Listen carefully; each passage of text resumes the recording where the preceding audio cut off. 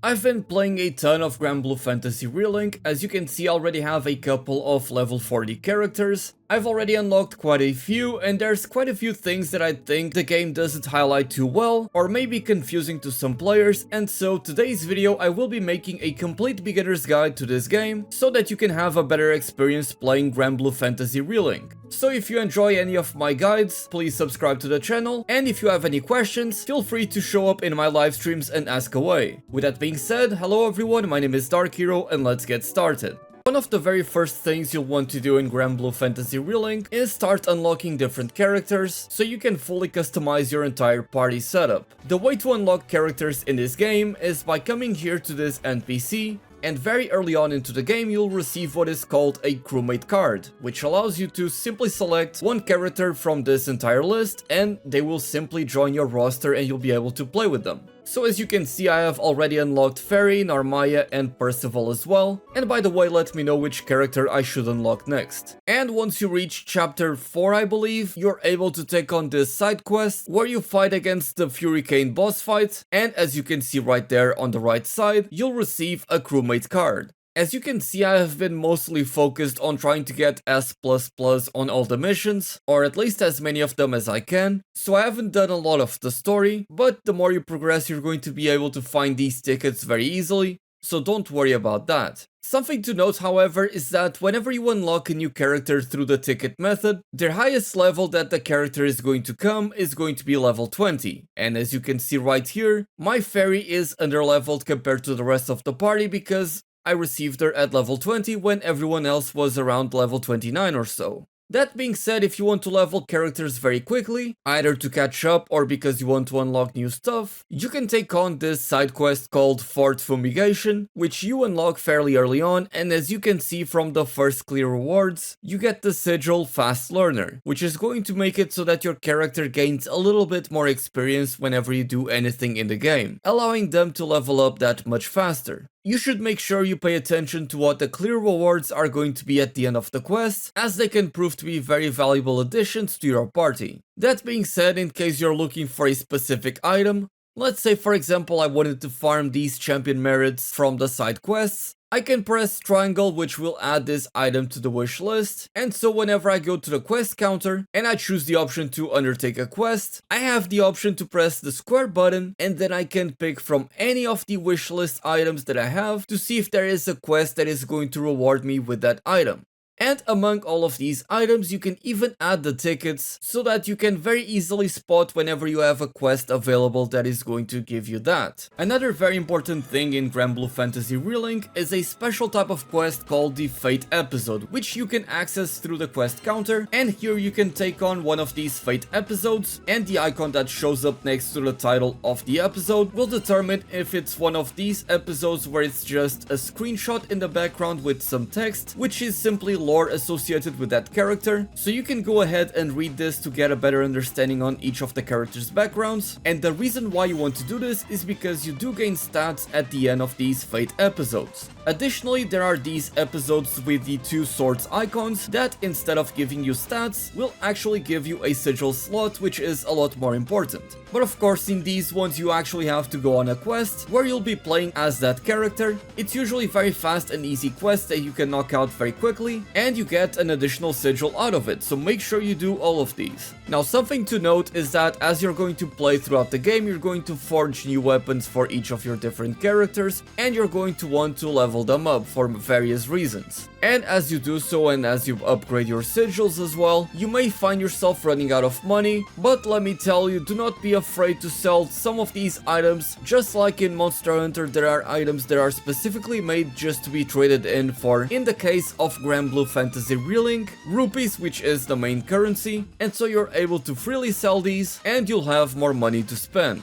Now, one of the most important things about making sure that your character becomes stronger in this game is the sigils. These are going to vastly increase the damage output of your character, they can help with your survivability, they can increase your critical hit rate, they can add stun power, and so much more. That being said, whenever you have these equipped, if you want to see the effect of each of these sigils, from the gear menu, if you press the R3 button, you get these pop-ups which tells you that stun power will boost your stun power, Attack is going to boost your attack power, and charged attack is going to increase the damage of your charged attacks. All of that sounds reasonable, but you don't really know exactly how much it increases by. But you can press the triangle button here, and that allows you to see exactly just how much you get out of each of the different sigils and what thresholds you want to meet to get exactly what bonuses. And if you come here to inventory, you can come down to the sigils page and you'll be able to see that with all of the sigils that you have collected throughout the game.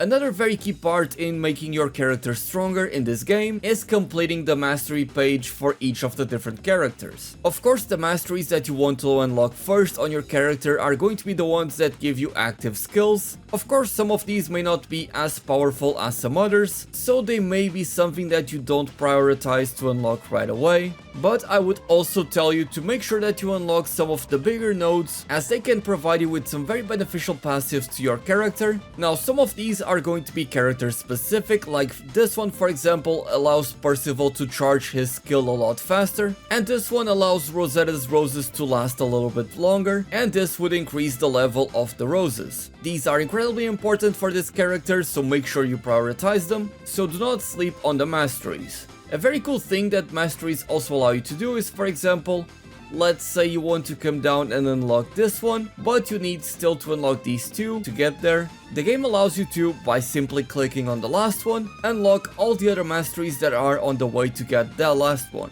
Do be careful about spending your mastery points because, especially at the beginning, you're not going to have a lot of them, and with how many characters you have from the start, you may want to start investing in all of them, and that may end up leaving you starved for mastery points very early. So I would advise you to not spend a lot of them, put some into Gran and some other character that you may want to unlock, and later on you start to invest more mastery points into the rest of the cast. Now, you may not have this third tab that I have right here already unlocked called Collection. This tab quite simply allows you to get these passive bonus from each of the weapons that you have already leveled up. So because I had my weapon reach level 20, I was able to unlock this mastery which gave me 200 HP, and because it reached level 40, I was able to also get this one which gives me 500 HP. And as you can see, as you level up your weapon by uncapping the max level of the weapon and then leveling it up, you'll be able to get all of these bonuses. And this is important because all of these bonuses will apply even if you have a different weapon equipped on your current character, like I do. So for example, if I swap back to the Flamberge and put that as my main weapon, I can still come here and unlock these masteries which will boost my stun power as well as increase my attack power, and these effects are going to be active even though I have the Flamberge equipped rather than this other weapon. Now, a fantastic quality of life feature that this game provides is being able to complete side quests very quickly without you having to go all the way from one end of the town to the other just to find the NPC so that you can complete the quest. By opening the main menu, you can come here into side quests, and if you have a quest that is ready to be completed, you can simply click it here and it will teleport to the client. And as you can see, that is very fast. Now, one thing to note about this is that if you have a side quest on a different hub town, you won't be able to teleport to it right away, so you will have to manually go back to the ship, select that town, and only then will you be able to teleport to complete the quest. Speaking of the ship, be sure to run around the ship for a little bit whenever you get the chance, because quite often you'll be able to find some hidden items around the place, so it's always a good habit to take a quick lap around the ship and pick up any items you find. But also something that I totally missed for most of my playtime up until this point was that you can come up here to the training dummy and, well, you can freely practice all sorts of combos, try out the character, see how everything feels. You can also try out the score attack and time attack, where you basically just see how much damage you can put out in a set time period, just to see how that will work. So once that is done, you'll get your battle results with the total number of damage that you dealt throughout that period, and you'll be able to compare that with different characters and with the different time limits. And with time attack, you pick up a basic difficulty and you try to see just how fast you can take down one of these enemies. And just like that, I was able to clear that in 15 seconds. So this is a very good way for you to try out different combos, see what works best in different scenarios. And because each character is very different compared to the others, and some of them can be quite complex, I recommend you to spend some time in the training area, learning all the different combos and the intricacies of each character.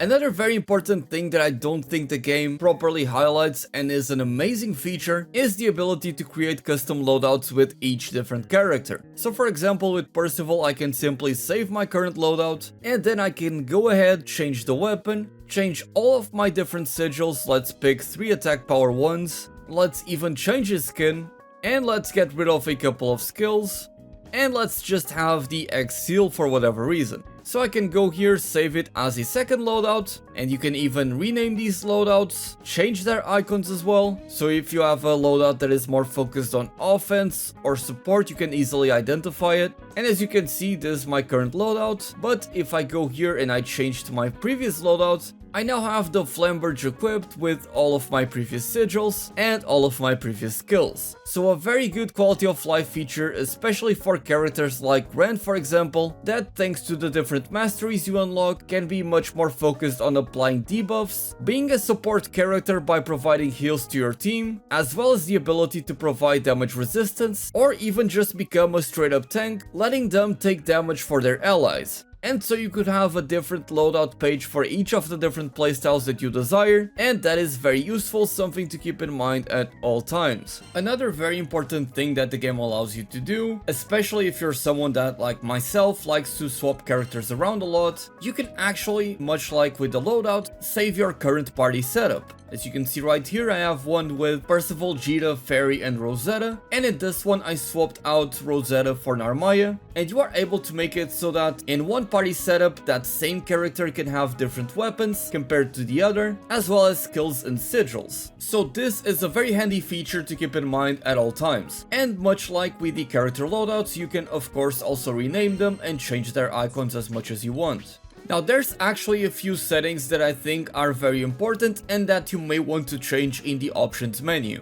So if you come down here to gameplay, you have these settings that are all tied to your Skybound art, which is of course that big burst of damage that you deal in combination with the rest of the party, which will often destroy enemies. So this setting, Skybound art activation, you can make it so that your allies will either use their Skybound art immediately, so once the bar fills up, or if they wait for an opportunity to where the game calculates if you and the rest of the party have enough meter filled up to be able to reach a full burst if they activate it then. And because you want to reach full burst to deal as much damage as possible rather than doing a 2 or 3 player chain, I would recommend having this set to full burst only. You can also make it so that your allies prioritize using the Skybound arts on regular enemies or only boss fights, and of course I do believe that it is better if it is prioritizing bosses. And you can also use this toggle to make it so your allies will or will not activate their Skybound arts for a chain burst. And in some cases it might actually be best to have this off, especially if you're fighting an enemy that has a specific elemental weakness and you want a certain ally or even yourself to be the one to start it. But that's a bit more specific, so again it is something that you can toggle at any time.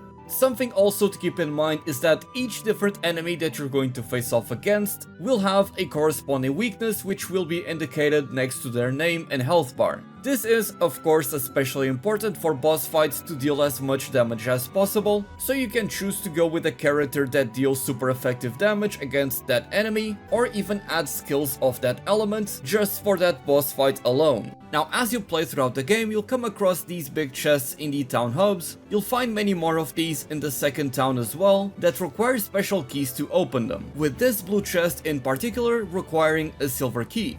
Well, very simply the way to get these keys is pretty much just complete side quests, as some of them like this one will reward you with a silver key. So let's go ahead and pick it up. And if I open this chest right here, I get attack power 3, health 3, 5 fortitude crystals and 1500 rupees. So a pretty big haul out of that chest. Look out for these chests. The game doesn't have a proper map, and so you can't really mark the spots where you can find them. So be on the lookout for those chests and keep on doing side quests to get the keys to open them. So as you can see, with that same key I'm able to open this blue chest even though it's on a different town. And later on, as you play throughout the game, you'll be able to do a side quest where you can get a key to unlock these white chests. Another thing that every player should know is exactly what each of the consumable items do. So let's get hits and I'll show you what each of them do. So if you press up on the D-pad, you'll be able to heal yourself for a little bit, and you have more healing items from that type. If you press left on the D-pad, you'll be able to get a full heal, which heals your entire HP. The right button on the D-pad will be able to heal the rest of the party. So if you take a look at Djeeta, for example, who's about to die, I use the item and now she's back up to full or close to it.